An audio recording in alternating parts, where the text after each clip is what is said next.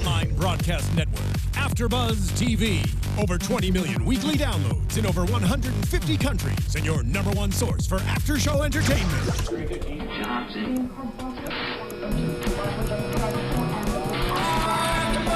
AFTERBUZZ TV, the destination for TV superfans. Producing after shows for over 300 of your favorite TV shows, interviewing celebrities and showrunners, and bringing you behind-the-scenes exclusives. All thanks to E! Entertainment's Maria Menounos, producer Kevin Undergaro, and internet leader Akamai. Now, let the buzz begin! Hello, everyone. Welcome to this very special Spotlight On right here on AfterBuzz TV. I am your host, Blake V, and you can find me on Twitter and Instagram at Blake V Media. And I am joined by the writer, director, actress, lovely soul, Marianna Palka. Welcome. Hi, thank you for having me. I'm so happy to be here. Yay! Thank you so much for coming. Okay, I am so excited because you have been... Girl, just a moment. Girl, I know.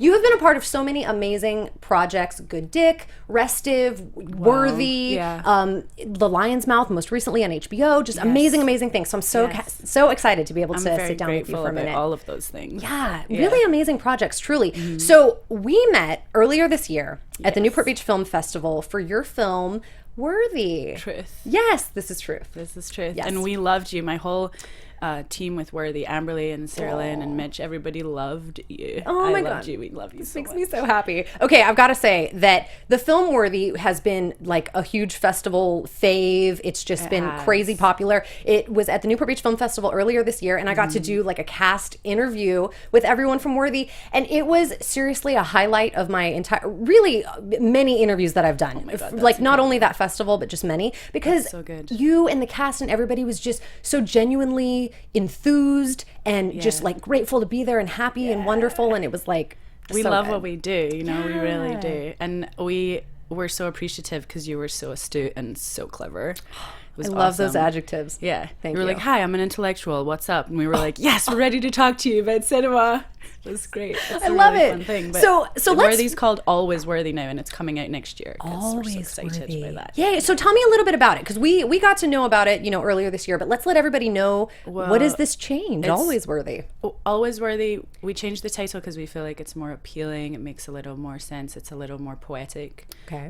The lead character, it's a female protagonist played by Amberly Coulson, who's a genius. She's amazing. And she also wrote it, so she's also an intellectual. Yes, she is. And can I just say that she embarked on like a one-woman show before they even did the film. Yes. And she I remember this from our interview, that she thought that was an easier intro into filmmaking. She's like, I'll just do a one-woman stage show, just all by myself, just out there for everyone. Yeah. Amazing. She could totally do a one-man show. Amberly could do anything. Like she could be like, I'm gonna do a one-man show on the moon. Doing it silently, like as a mime.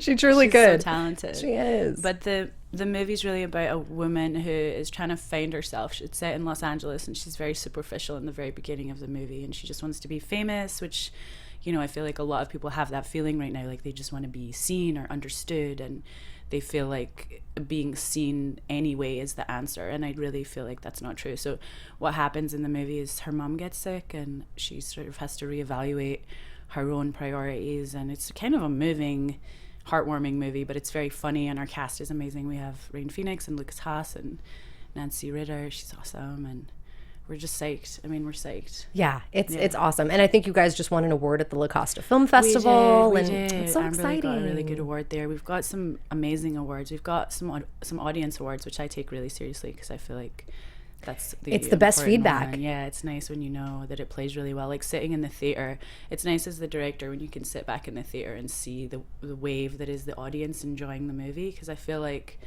if they're not enjoying it, they just are individuals. They're not like this one unit which breathes and laughs at the same time or never coughs. It's like a really interesting thing that you can sort of test with a group of people when they watch a film. And as a director, what was it that drew you to that project specifically? I remember being in line actually with Suhan Spoke at Sundance to see something. We were in line to see a movie, and I had all these projects coming up because I did do 21 films in a year and a half, like in the last year and a half. It's incredible.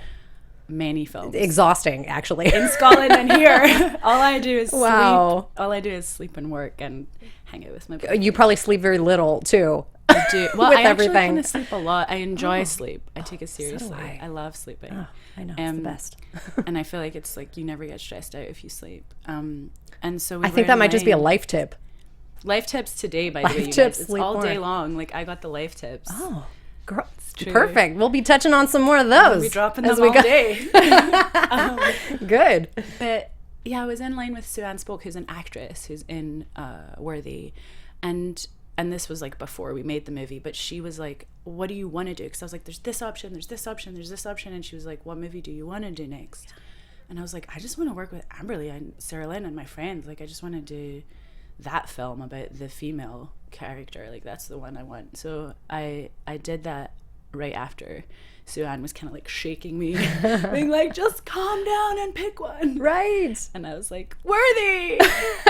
That's good. It rose to the top. Well, it's Yeah, and it's so good that we did it. We shot it here locally, which I always love, and Vanessa Manlunas is a genius DP who shot it for us, and we had such fun. And the focus puller, our friend John is Vanessa's focus puller. So like when you're making a movie, you always have to have a focus puller, make sure everything's sharp, which means that everything's in focus. Like right now I'm in focus and so are you, which is great. Our focus puller's on point here at AfterBuzz TV. Yes. And so John said something to me like he hadn't had such a great experience on a movie before. He felt like it was so creative. He said something, I'm paraphrasing him, but he said something that was so complimentary as a crew member to me as a director. And when I hear those things, I get so jazzed, and I really write them in my diary, because I take so much pride in being nice to people and including everybody, because I feel like art is collaboration and it's inclusive and it's not hierarchical at all.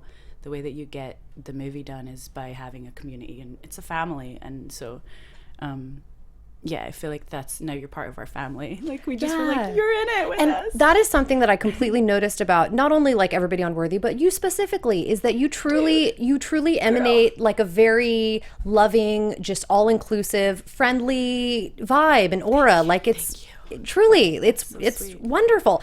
And you know, something else that I've really seen kind of across the board with your work is that you really have a lot of honesty. Like you have very honest performances. You're very you know, you're just very, very believable, and it's a lot of truth in your performances. And so, you know, in your films, I feel like there's a lot of sort of underlying tones or like truth that you're trying to expose. So for you, what is the importance of bringing attention to these topics and these important themes that are really in these films? That's an incredible thing. I'm so moved by what you just said. I never thought about it that way before, but I do think that I am adamantly trying to go for that. You know, I'm pushing for that. So that's really great. So I think that there's something to be said for addressing authenticity and making sure that when we're making movies, we are doing it for a purpose, and that somehow there's a greater good involved in the film. Like when I was growing up, I watched a lot of Ken Loach and Peter Mullan films, and they all are really honest, you know, artists and filmmakers, and I feel like they'll make a movie about a group of people that need to be recognized and need to be understood, and so when I was watching those movies as a kid, I feel like I understood that I could do that as a grown-up at some point.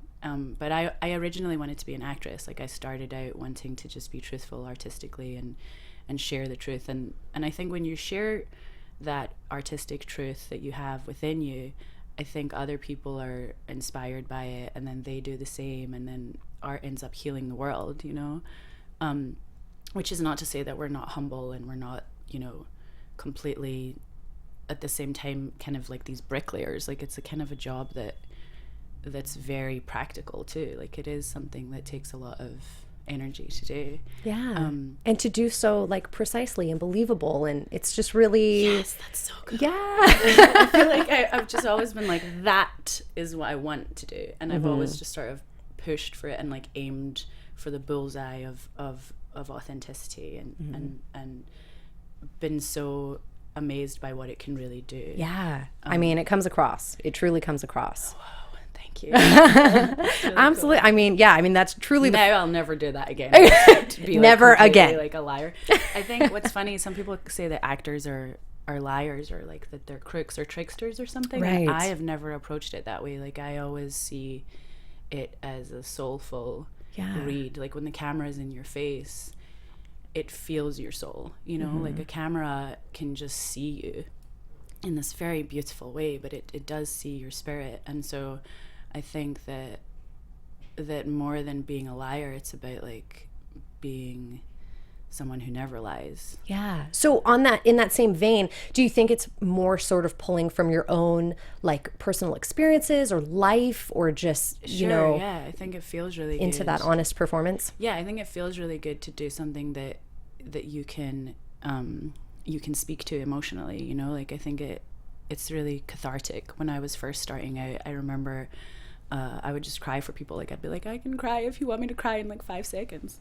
And I would do that. Like, I was just doing all these like emotional scenes. Right.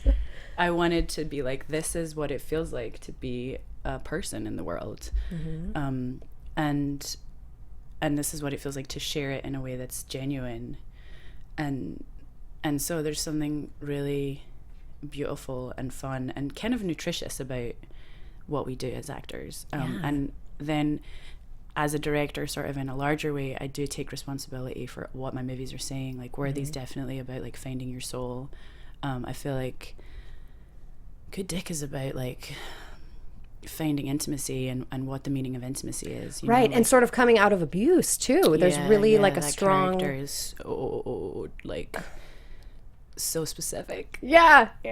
Completely. But it's really the film is put together in a very interesting way, because it's like you don't quite know what's going on until the end. Right. And you're sort of like, what is wrong with her? Why is she behaving? He's so sweet. Why is she behaving this way? But then you sort of find it all comes together in the end, and it's really like smartly delivered, I feel like. And it's really something that in a smart, funny sort of way delivers this really sort of heavy message of like, this is something that people struggle with, especially women. Yes. And coming out of it could look like this. Exactly. It could look like that. Yeah. That's the reason I made the movie. I think I had been so frustrated, you know, with reading some scripts that felt very limiting, and the characters, the female characters, were kind of like nothing. They were like paper thin, and I wanted to do something that had a real strong female character who had gone through some stuff. And what I actually did was I read a statistic that 1 in 3 women are sexually abused before the age of 16, and that actually, beyond any other like personal work thing, I was just like, whoa, that is a heavy statistic. Yeah. And in this day and age, like, geez, you know, and it kind of drove me into sort of the corner, and I just went in the corner and I wrote this like script that was 60 pages, and I was like, I have to do this movie now.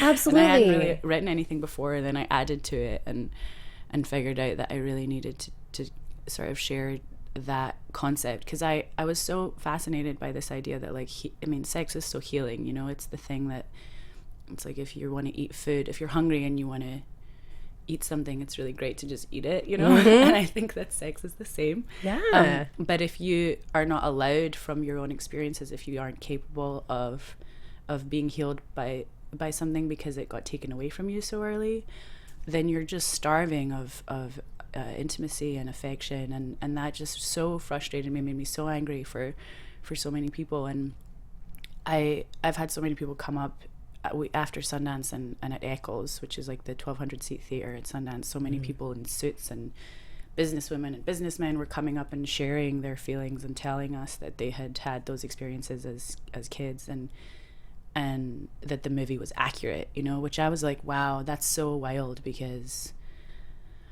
it just meant the world to me that like we could be talking about these ideas and sharing the movie with charities and figuring out like how to really begin furthering the conversation or furthering the conversation, because the conversation was already happening. But well, it's a fantastic way to sort of present this on this platform. I mean, it's such an important platform. And just in case you're just tuning in, my guest is Marianna Palka, and Hi, guys. and we are talking about her film Good Dick, which she wrote, directed, and starred in. Yes. I Yes, did like 5 she other did. jobs as well, but Right. those are the official The primaries, ones. right? Yes. Yeah, and it screened at the 2008 Sundance Film Festival to rather a large success, and people really enjoyed it. And even years later, it's withstood.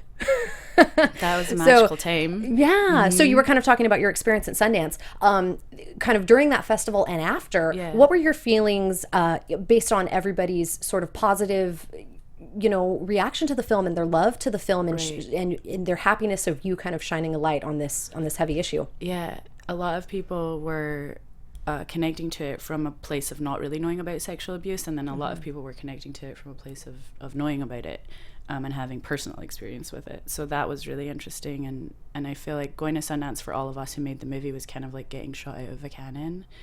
We had no idea how incredible it would be. And had you had a film there before, or was that your first experience? My first one, and it was dramatic competition, and I was the only female director that year, and the youngest, and just like that's so completely huge. in heaven, with all these incredible movies and such incredible filmmakers like sharing their ideas about their films, and just this idea of being in a community all of a sudden that was genuinely like supportive and loving. Like, I love the native part of the Sundance Film Festival. Like, the native program is so amazing.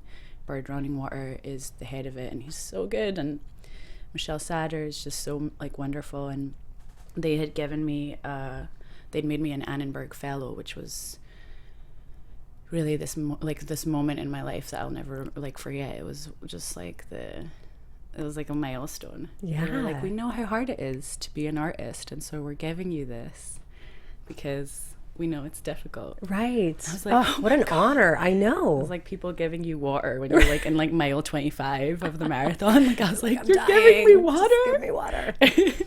That's fantastic. Yeah, it was really great. And it's just one of those movies that people keep talking about and keep watching, and it's on Hulu, and it's never not been top 5 on Hulu streaming, which is so and cool. the great thing about it is, I mean, like you said, it was identifiable by people who knew nothing of sexual abuse, and then those who did know it very intimately. But also, it's sort of like timeless too. It's like it will apply always.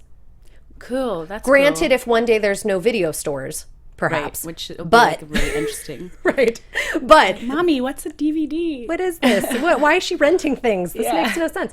But truly, the storyline of it and sort of the struggle is, I mean, it's something that is prevalent in society today, and unfortunately, will probably take a time to completely eradicate. It's something that sort of is withstanding, unfortunately. But it brings light to it in a really awesome way. And you had a very interesting honor also at the Edinburgh Film Festival. Oh my gosh. Right? Yeah. Tell us a little bit about what happened there. After Sundance, which was already just being in heaven, I went to the Edinburgh Film Festival with the film, and we got to just be so excited about the fact that it was playing in Scotland, because the Edinburgh Film Festival is cool. And so while I was there, the head of the festival was like, you are gonna be honored, and I was like, cool, yeah, I don't know what that means. And then like Cool, whatever. I was at the award show, or the award ceremony, and I was wearing tartan. I was wearing a tartan dress, which was just totally by accident. Was it really by accident?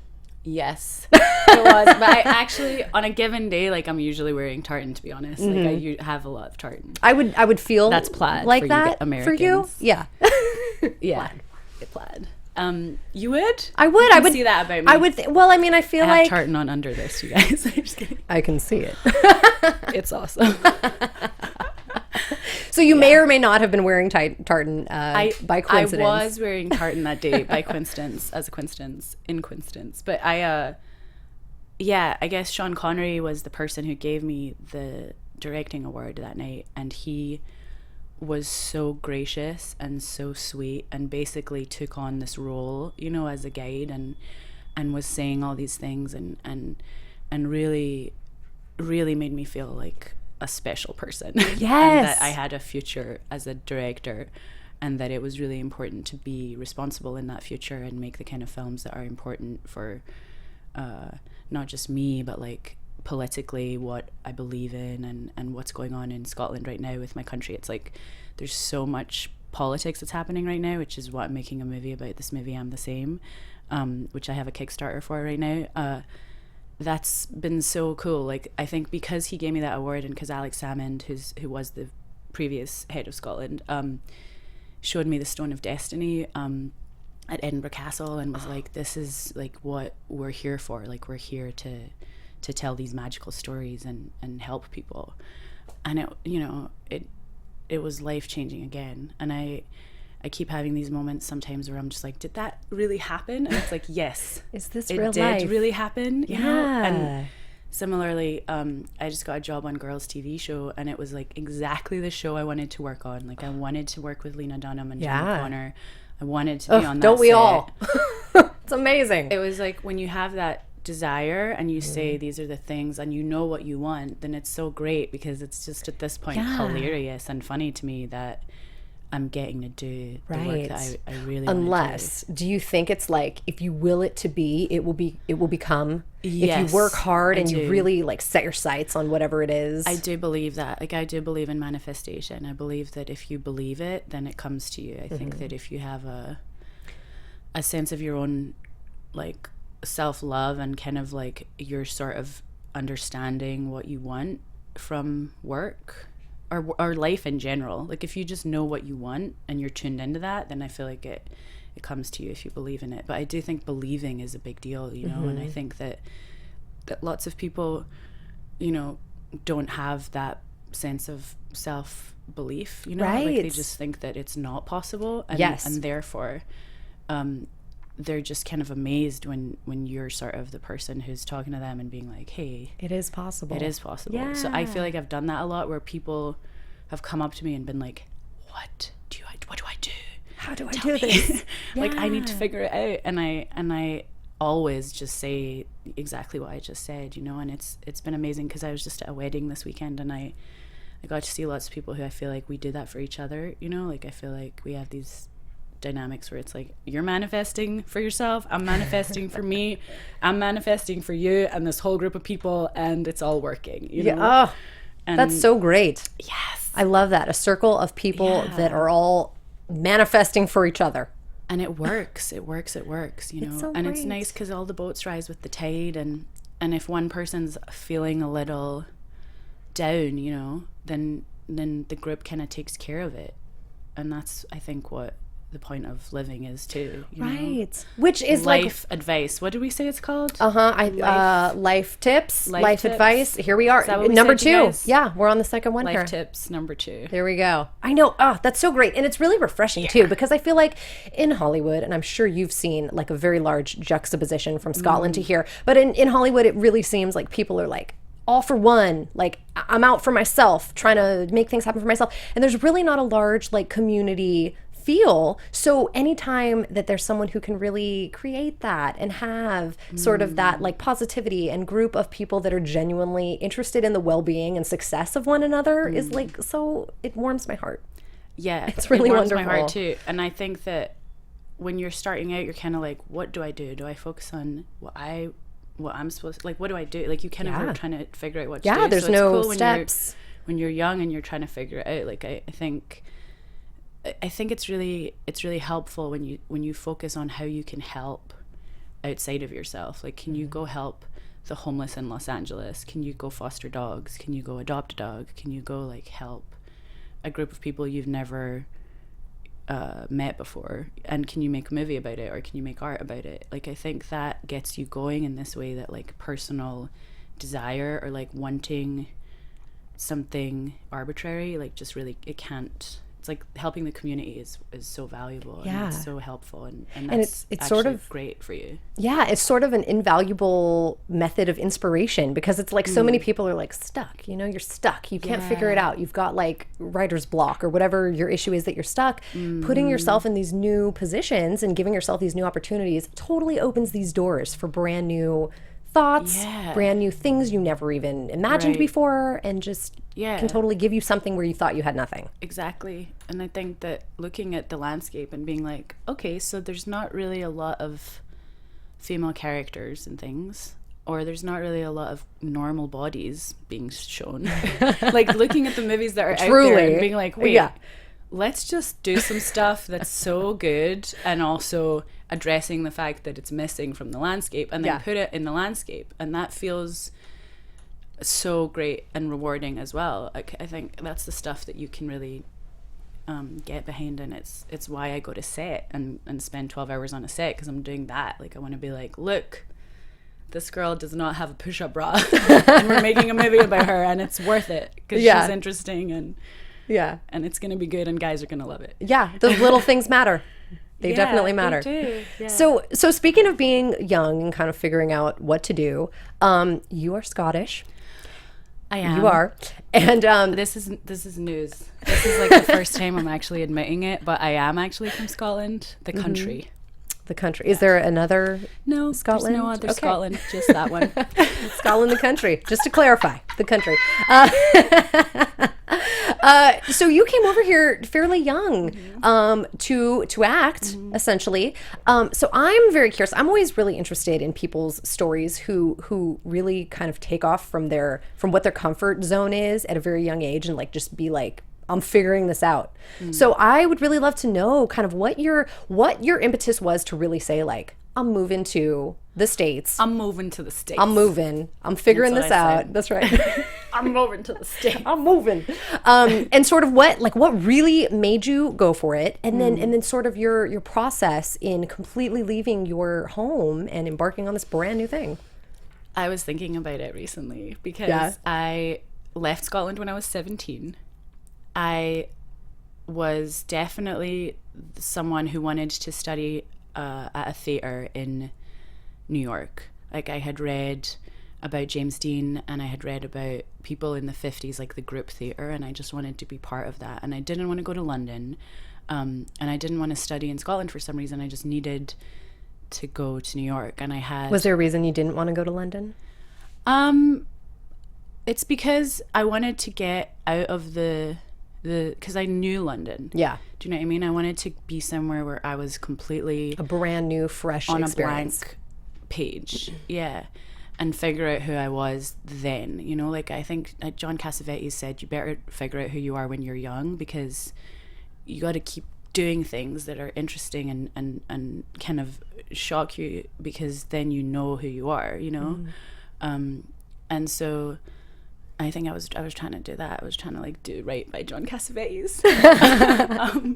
And so when I got there, I started doing some stuff at the Atlantic Theatre Company, and they were so welcoming and so loving, and I'm an alum, and I love them, their family. Every time I go back to New York, I high five them. But I did these plays there, and I was like, this is amazing, and I really wanted to be just a granny on the stage. Like, I didn't want to leave New York. And then at a certain point, I was like, okay, like, I grew up watching movies. I didn't have a TV because my parents are they were amazing and didn't let us do anything except watch like Polish Kieślowski movies, Polish directors, French directors. Interesting. We had like 2 American films, and it was The Goonies and Coming to America.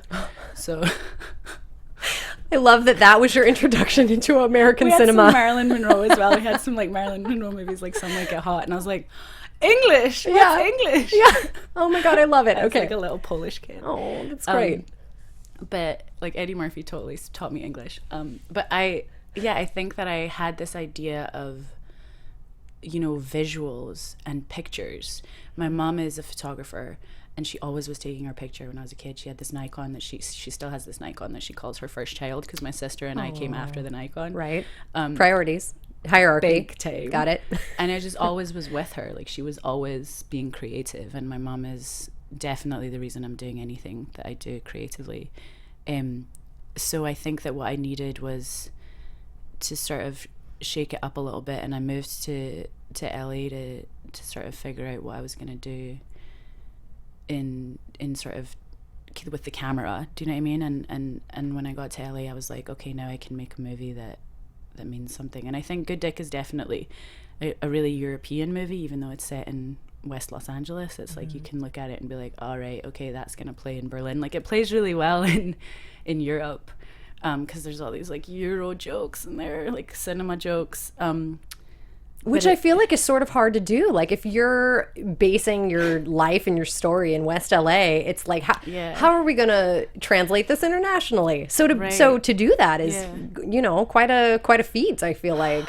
I was so specific. I've always been so specific visually. Like I knew my depth of field. I knew like exactly the situation I wanted the characters to be in and how to shoot it so that it felt like Andre Lascaris was my DP, and he was like, you and I are gonna make your vision. And I was like, wow, you're such a cool person, because he could have been like, sweetheart, you're a child. You don't know what you're talking about, and I've done this before, so let me just tell you a couple things. You know what I mean? Like he was so amazing. Like he just was completely helpful. So you were coming from like a theater world and a theater background, acting in plays and stuff like that. So when you came out here to actually shoot and film something, was it like daunting at first, or did you kind of just jump right into it and really just go full steam trying to figure out this vision? It wasn't daunting. It felt completely organic, and it felt like I was meant to do it and I had to do it, you know? It felt like if I didn't do it, I was gonna die. Which is not true. Like I wouldn't have died if I didn't make Good Dick. It's pretty heavy stakes. But it felt like that, you know, like I was like, I have to say this stuff. Yeah. And visually, you know, I love that language of cinema. My friend Neil Gaiman was like, I love the silences in Good Dick. And I took that as such a compliment, because he knows about silence as a writer. He understands what that is. And so I think that it was definitely something that felt like it needed to be in the landscape. Like I wanted people who usually watch a Matthew McConaughey movie to watch Good Dick and be like, all right, you know, there's a place for all voices. And I think that when we see these shows like Transparent on Amazon right now, or we see like Girls TV Show, and we see all these like really great, strong, interesting females, it's such a testament to like Thelma and Louise and that whole world. Like Gina Davis has this organization and this but she's doing all these studies about gender inequality and how awful it actually really is, which I think is so helpful. Yes. And I just think it's really funny that always ladies have to like be naked in things or have a bikini on. Like even the cartoon characters have bikinis on. Like Tinkerbell should be fully clothed. Thank you. Why can't she wear a power? She can wear like a power suit and fly at the same time. She can. Yeah. Indeed, she can. Yeah. There would be a way for that to be aerodynamic as well. I think my thing that I say sometimes when people are curious or interested in what Gina's doing and her work, I think like I always say like flip the genders. Like go see a movie in the theater and flip the genders. Like there's a bunch of guys who are probably from like the age of 30 to 50. And that's who the movie's about. And then there's usually like one girl who's 19 who doesn't have clothes on. Mm-hmm. And if you flip those genders and you had a movie with all like ladies from 30 to 50 and one like teenage guy, it would make no sense. With no clothes on, you'd be like, that's weird. You know what I mean? And that's when I get like some of my guy friends who are like trying to figure this stuff out. That's when they're like, oh yeah. You know? Yeah, like, well, and so and it's so, I mean, it's 100% true, exactly what you're saying. And as a woman, I completely agree with you. And I feel like any light you can shine on gender inequality and really sort of like female empowerment, but also just, you know, just sort of like existing. I feel like sometimes women have a hard time sort of like finding their place in things, and especially when they want to be you know, sort of aggressive in work or film or things that are not really female dominated, they have, you know, sort of an issue. But that was one of the great things in Good Dick, is like you're portraying this really important female message and you had your clothes on the entire time. Totally. And there didn't even have a bra. Yeah. And there was like, you know, you have makeup on. Truly, but you portrayed intimacy and these issues and things that, you know, in your mind imply, you know, sexuality or no clothes, in a way that it was like such a creative way around it that like totally portrayed what it meant to be without the obvious. So I thought that was really so nice. Yeah. And that's great. Yeah, and I really liked too that your performance was just so believable with Jason Ritter also, because you guys were together at the time also. We had we definitely were so rehearsed though. Right. Like that wasn't just like we just do this all the Right. time. Like we were prepared Yeah. and we had worked on it for a long time, and we would do these rehearsals actually with Amberly Coulson, who is in Worthy and wrote Worthy. Like she would come over and I would just be like, you are the reason we're doing anything. Like she's the reason why we got anything done. Was it hard for like, him? Come on, you guys. Right. Was it hard for him for you to be so mean to him? I think he was like, this is interesting. I don't know. I feel like I don't think it was hard for him that the character was so mean, essentially. Yeah. I think he was like, this is going to be, I think that I had this idea, like, this is going to be like so wonderful and like really great. And I kind of had like a lot of confidence. And I feel like Jason had a lot of confidence about it. He showed a lot of confidence about it. But I think that like he sort of, after we were done and after it got into Sundance, I think he was like, whoa, I didn't think that was going to happen. You know, like the world seeing it and it being something that people love so much. I think he really is psyched about and has been really excited about. Yeah, but I actually don't think either of us could have imagined that it went to Sundance. That wasn't part of what we thought would happen. Mm-hmm. We just didn't think it was possible. And all of the guys like Eric and Martin and Martin Starr and Eric Edelstein and Mark Webber, they're all so good in it, and we were so rehearsed too. You know, like I made them do the scenes so many times, and I got them to work in the video store as well. I'm so sorry, you guys, because they were like, I can remember them being like, "Geez, man, like."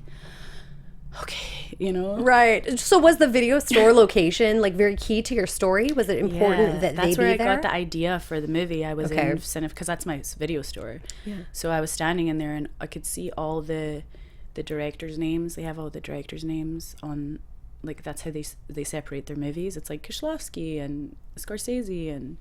Oh, interesting. Fellini. So not by genre, it's by director. Yeah, they have a genre section, but then they also have this director section. And I was like, "There's no ladies on this wall." You know, and I was like, I want to make a movie so I can like be have on my that section, wall, which I still don't have a sticker there, but it's okay, you guys. Have one. Cinephile. We might need to. I think I have to make like 5 more movies before they're gonna be like actually gonna do that. I support what you have already. That out loud, that's like, so like the reason I made my secret reason. An exclusive information. But I did come up with the idea, like I thought, okay, what if a girl came in here and rented, because they have an erotica section. Mm-hmm. I was like, what if a girl came in here and rented from the erotica section, because that would really like rock these guys' world. Right. And it was that moment that sort of was like, well, who would that girl be and how would that be? And so, yeah, we had a definite inspiration just from the location, and the boys really worked hard and know how to run that place, you know, which is cool. Like the people who work there are really cool, but if they need to do something else, then those guys know how to they got fill-ins. Yeah. Right. If an emergency comes up, they got to fill in. But overall, it was really fun. I think everybody was like, okay, this was a fun job. Yeah. Yeah. Truly. I mean, it seemed like it for sure, even from viewing. Cool. Okay, so you are working on a project right now. Yes. Via Kickstarter. Yes. And it is called I'm the Same. Yeah. And you've been teasing some little like trailers and little snippets of the show, because really we're encouraging, sort of participation via Kickstarter to finish the film. And so tell me a little bit about the story of the film. I know it's sort of love between UK expats, but yes, that's what it is exactly. Yeah. And we have 2 clips. We have a clip with Martin Starr where Martin plays a journalist who's interviewing my character, and that's a 5-minute clip that you can watch on Kickstarter right now. Yes. And I watched that clip and it was so good. Isn't it great? I loved it. Okay, I feel better about that scene. I feel so great about that scene. It's such a good scene. Like so different, and like what are they talking about? Like I'm the same as this thing where it's like people are like, what are they talking about? Like, are you really going to make a movie about that? It's like, yes, she is. Yeah, no, but that scene is so incredible. And so Martin Starr, like everyone might know him from Freaks and Geeks or Knocked Up. Everything. And he's in Silicon Valley right now. I just saw him on Saturday night at the wedding. He's so sweet. Yeah. He's so nice. I mean, he's great. He is truly great. And he was also in Good Dick, so you'll see him there when you're checking out Marianna's work. He has an awesome line. He has very many awesome lines in Good Dick. He does. He's great. He's totally great in it. But yeah, this clip for I'm the Same was really interesting because he he plays this journalist who's like truly interested in what you're talking about, this sort of Scottish independence issue. And you know, truly, I think that it might be sort of an abstract idea for like most Americans. You know, you hear whatever international news you can gather, but I think some stuff falls through the cracks. So what was your kind of inspiration in this being your passion project and kind of making this your next thing? Well, I've been a member of the SNP my whole life, since I was 16, since they told me that the oil was in that the oil we had, because Scotland has oil basically, and so as soon as they told me about that, I was like, oh well, Scotland should be independent. What are we doing? And Scotland's very left wing, you know, and I feel so excited about the healthcare system there, and I've always been so grateful, like especially with all the stuff that's happening with my dad there. Like they've just looked after him, and they look after everybody. And it's just great. So it's great to be in a country like that. And so I wanted to sort of give back and show what my perspective was, but also to be very fair and to look at what the debate actually is, because I think a lot of people are in the Scottish independence moment, a lot of people's voices were excluded, particularly the Scottish voice.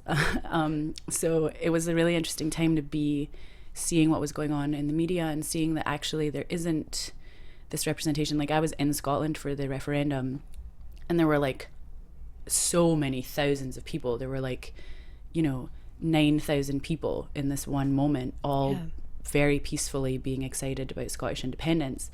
And the BBC reported that there were 300 people.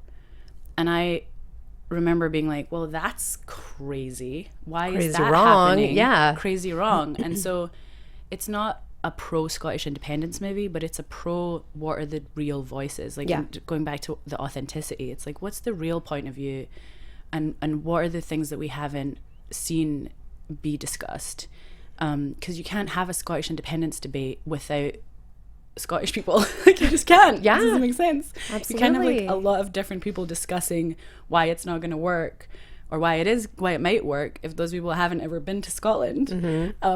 And so we tried very, very careful. I mean, we were very careful. Like the actor who I'm the same with is English, and his name is Christian Williams, and we wanted to definitely explore his character as something that is sort of like an apathetic, kind of like loose person, like not someone who's like passionate like my character, but someone who like really genuinely doesn't care, because I feel like that's very representative of a lot of people, like in younger generations. I feel like there's this like, well, why should I vote kind of thing. Like Russell Brand made a really good point, like, why should I vote if it's not going to change anything? Why would I vote? I'm not going to do it. I'm going to be powerful by not voting.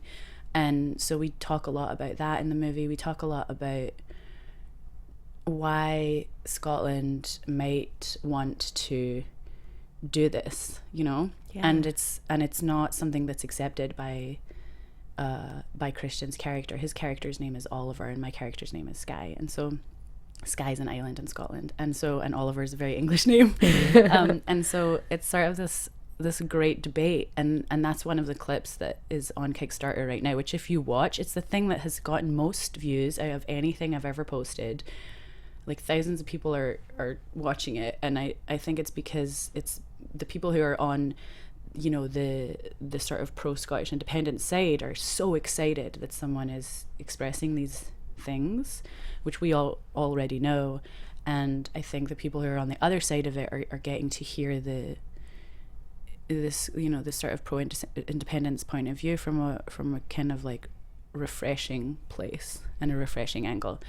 And I love Scotland right now because Scotland just voted in May, and all of Scotland is like, it's like 56 seats are for the SNP, which is like saying that they're so supportive of that party. And I love that party so much. Like my political party that I've been part of, they've always helped everybody, and they're always really good at balancing the budget, and they're very practical, and they save money on things. They save £2 million and put it into the NHS. And I actually just heard today, I was driving to the studio and I was listening, and they were doing this study on like education public education, and they were saying that Scotland is like leading the way sort of against standardized testing. And they were saying like in America, kids are completely over-tested, and in Scotland they're doing this thing where there's essentially no standardized testing, but there's like a very specific sort of like in-person sort of like mentoring or kind of just like observation of what the students are, and they judge,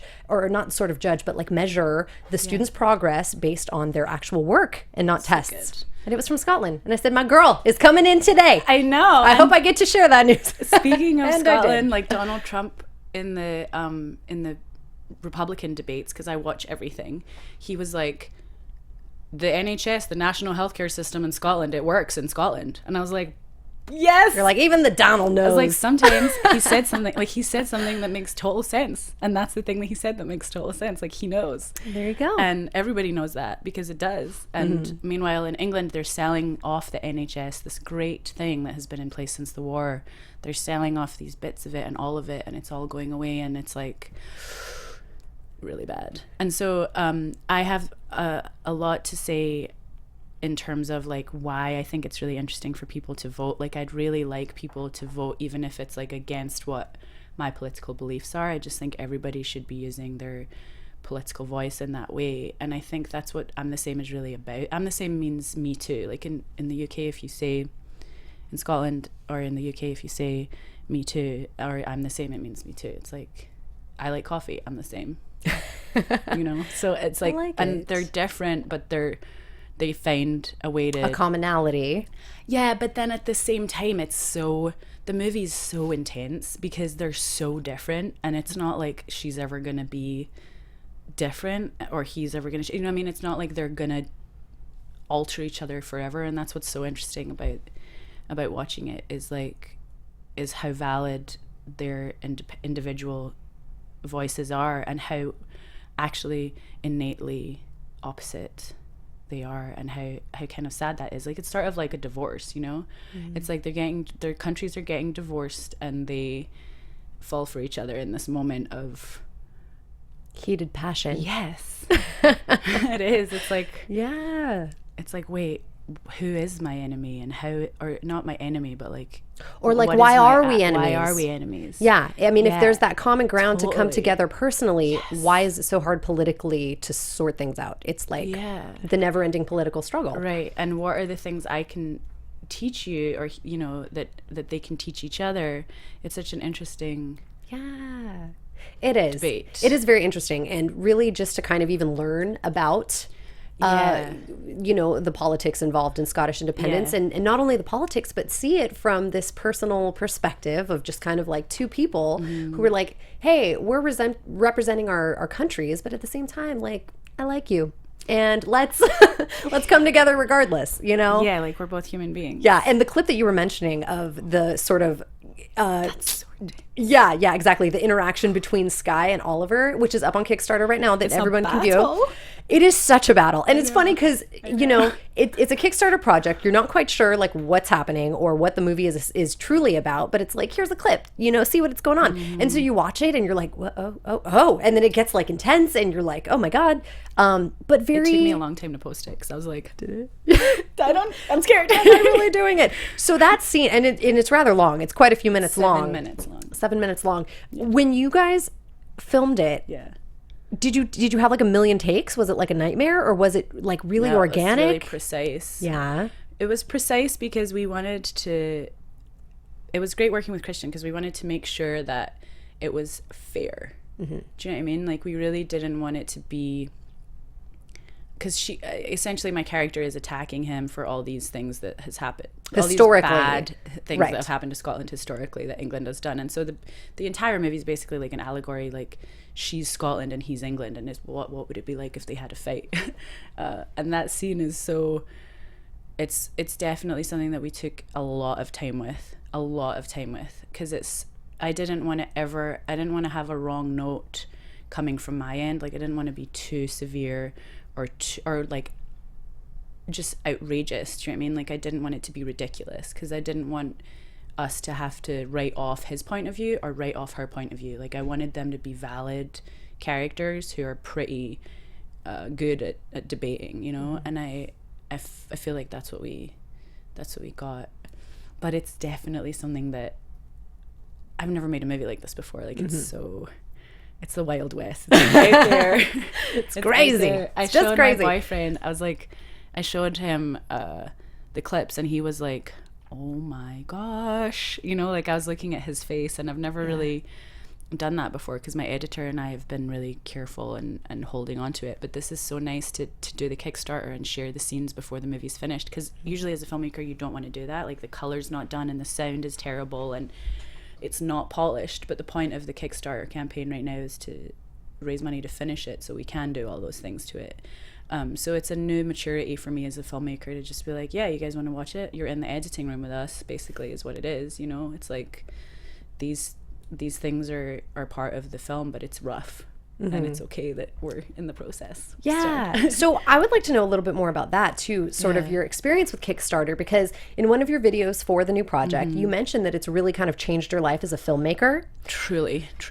Yeah. So I'd kind of like to know how it changed. Everybody was like, Kickstarter, like, not to be like, I mean, I love Kickstarter, but everybody was like, Kickstarter is crappy, or like, why would anyone do that? Like I was hearing all these like negative voices and this like overwhelming, like weird, just kind of judgment about this website that seems to be helping the whole world. Many people, and helping internationally, and like getting people water and having projects happen in like Zimbabwe, and it's like, oh my gosh, right, charities essentially. But so it just, those two things were so different, like what I was hearing about it, and I felt the same feeling before in my life where people have been overwhelmingly negative, and I feel like it's saying something more about where they are and not what's actually the reality. And so then I went to Kickstarter myself, which took me a long time because I was like, I'm not supposed to go there. They all said don't do it, it's wrong. And then I went there and I was like, this is a heaven, like this is a joy and a great place to be. And of course I want to support people on Kickstarter, and of course I want to donate to that, and of course I want to donate to this. And it got me really jazzed. And I also feel like in terms of filmmaking specifically, like you can show clips and you can do this stuff now, and it's very interactive.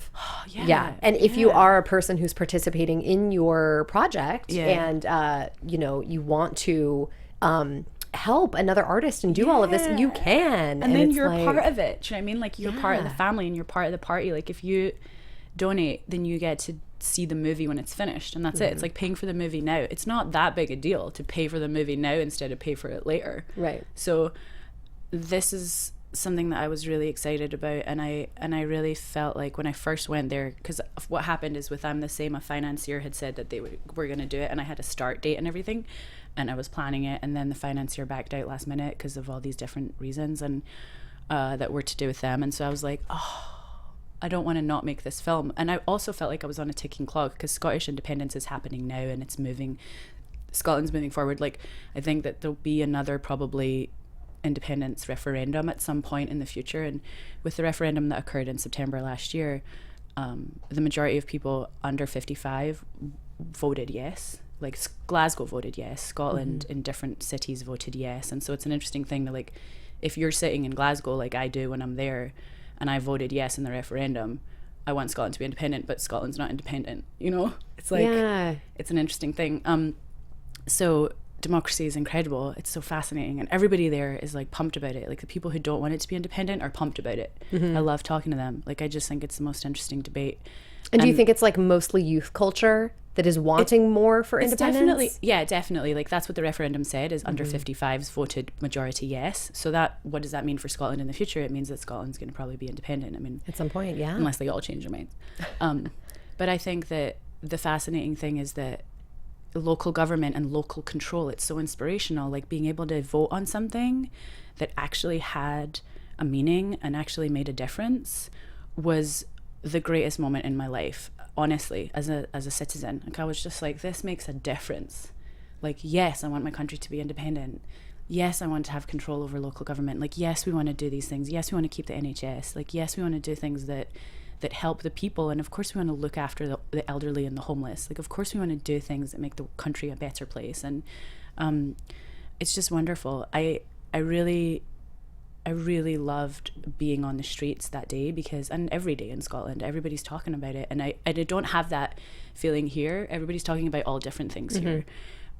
It's funny in Scotland because it's so much smaller. Everybody's talking about the same thing. And I found that to be really cool. And I think that's what Americans like about the discussion. Like when I talk to my American friends, I mean, all my American friends know every detail about, like, they can like give you the history of the SNP because they've been like hanging out with me for like 10 years. So they're all like, yeah, we know, like they know everything. They're experts. Which is good though. They all have like a PhD in it.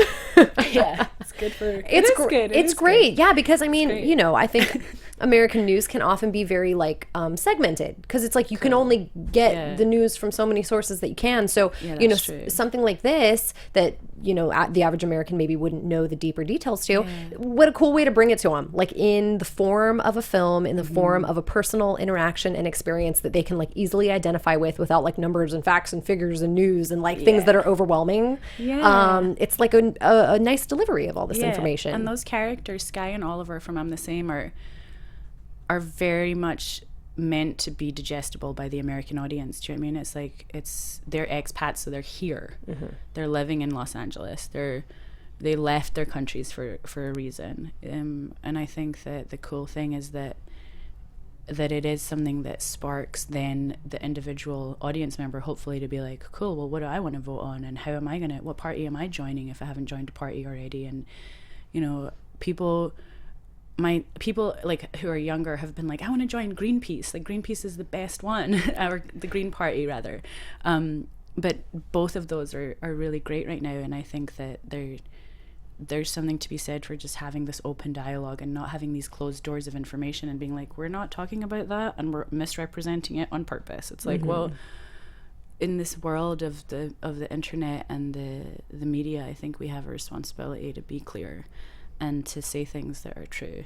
And it's very interesting because now in a time of social media, everybody's connected now, so ideas can flow more freely no matter what side they're on. It's like it's just a way everybody's so connected now. Yeah, and I think I'm the Same as a title kind of makes the point that we are all connected, that we are in this together, and it's okay if we're naturally different and we might want to go off and do our own thing. Like that's not the worst news in the world. Like that's good news. And it's a film that explores what it means to have that political voice, so it's definitely been a joy to make it. It was so fun. So what's so fun? And when are you like, I mean, I'm sure it's all depending on like the companies that are releasing, the company that released Good Dick and that is releasing Always Worthy, which is Worthy, formerly known as Worthy. Exactly, Worthy's coming out as Always Worthy next year.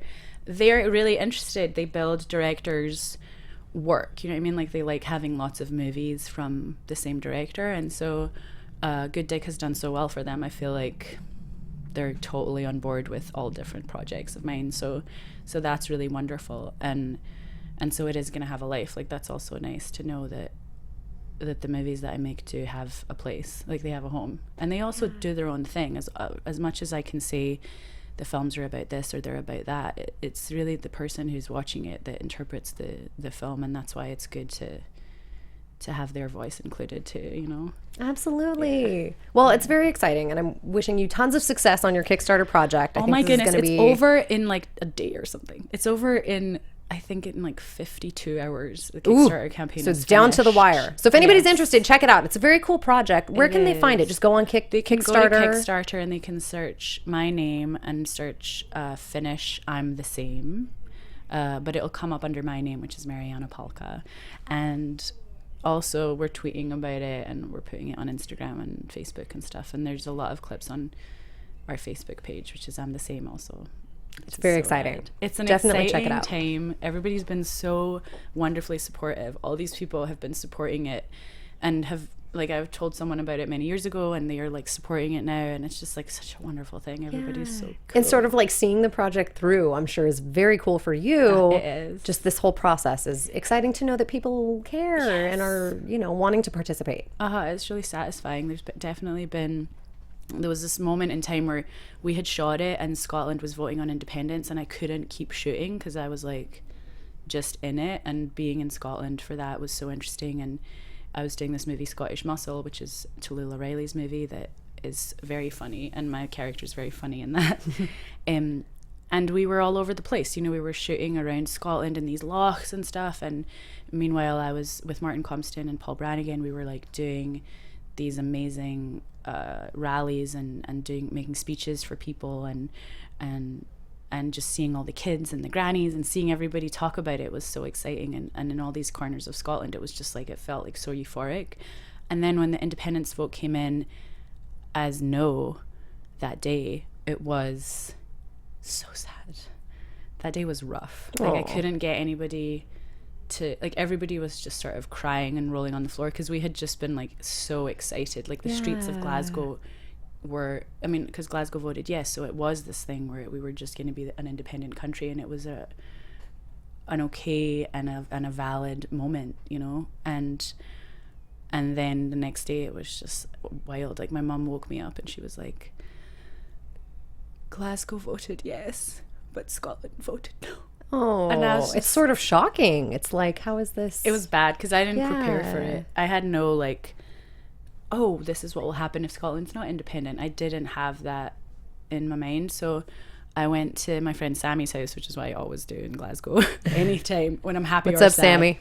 Peace, Sammy, I love you. She takes me in any condition. Sometimes I'm very excited, and sometimes I'm like totally not. The opposite. Yeah, and she just was like, come on in. Makes me tea. Okay, you said she takes you in any condition. That's a true friend. She's a true friend. Yeah. She is. And so we had this interesting day where it was me, and Sammy's a Green Party person, and the other person who was there is a Scottish Labour person, and we were all just so confused about what the next step was, and it felt like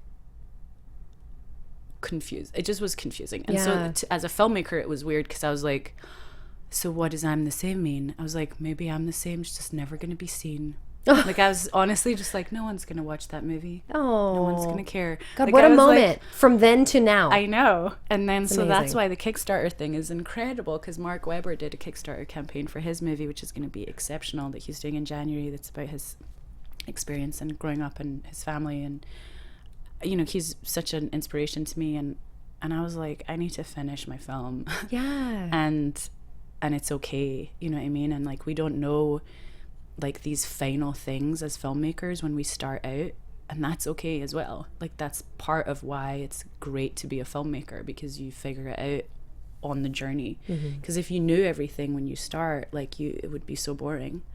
And so my boyfriend has been really supportive, and he was definitely inspirational for me in this whole period of time, and it's been really great. So well, good. Well, that's cool, and I recommend it. I think everyone should do an Indiegogo, or everyone should do a Kickstarter, or everyone should do a Seed and Spark. They're so incredible. Seed and Spark are so incredible. Emily Best is one of my favorite people on the planet. Seed and Spark. Seed and Spark is a website that has the most incredible, wonderful stuff for filmmakers and resources, and it's a real community. That's really good to know, because one of the last things I'd like to know about is you are a lady who gets things done. And it really and it really is like, I mean, it just is like, whatever project you want to do, you find a way to get it done, and you're not just like along for the ride. Thank you. Yeah, well, truly, it's like, you've got your message, you've got your intention, you figure out a way to, make it happen, whether it be, from whatever outlet, Kickstarter, whatever. But that's the thing. If someone else is sort of wanting to do these same things and maybe has ideas but doesn't quite know how to execute them, yes. What is your biggest piece of advice that you would give them?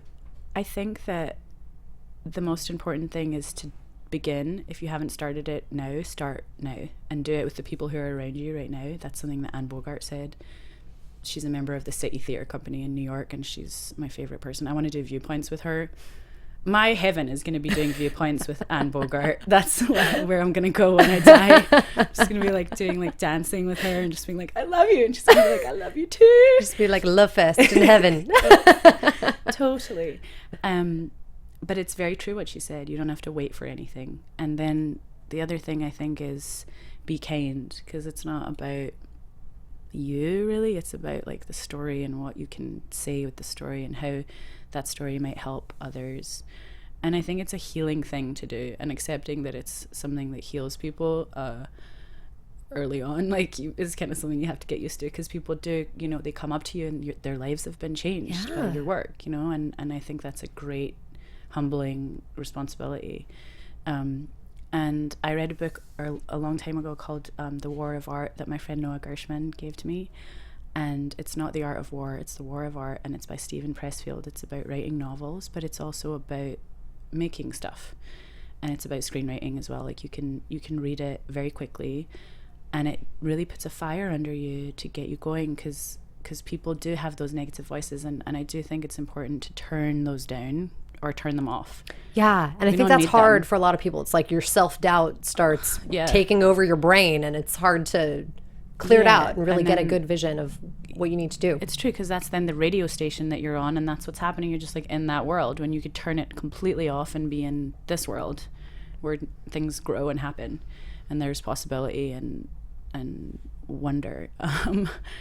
And that's what we all need. When there's hope. There's total hope. Like, filmmaking is about love. It's not about fear, and it's about togetherness, and not about isolation or like individual desires. And so, like, I think being okay with those inspirational things. Like, I never stop being inspired. Like, I was watching a Hitchcock movie last night. I'm never going to stop being inspired. He's like, people are amazing. Like, people who make movies and people who make art just are such amazing people. Like, they really, that's the reason I do the stuff that I do, because I'm inspired by seeing that still. Do you know what I mean? Like, I saw this one shot and I was just like, all right, I can be a filmmaker for the next 25 years because I saw that shot last night, you know? Like, right. Sometimes that's all it takes. It really is like, we're speaking this visual language to each other, and it's okay to steal from other directors and do homages to them and be like, yep, I get this visual thing and I get this visual thing, and it's exciting. But I do think that saying we as a director and not saying I want things, but can we try this, and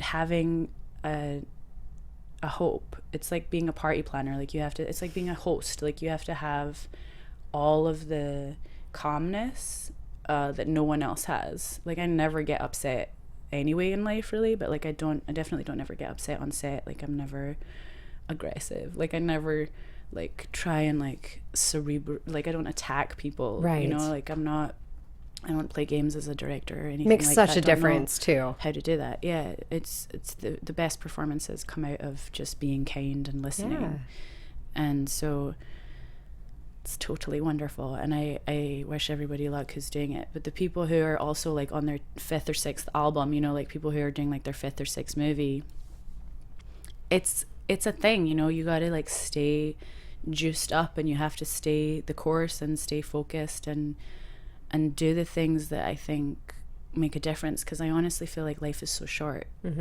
Like, it's this long.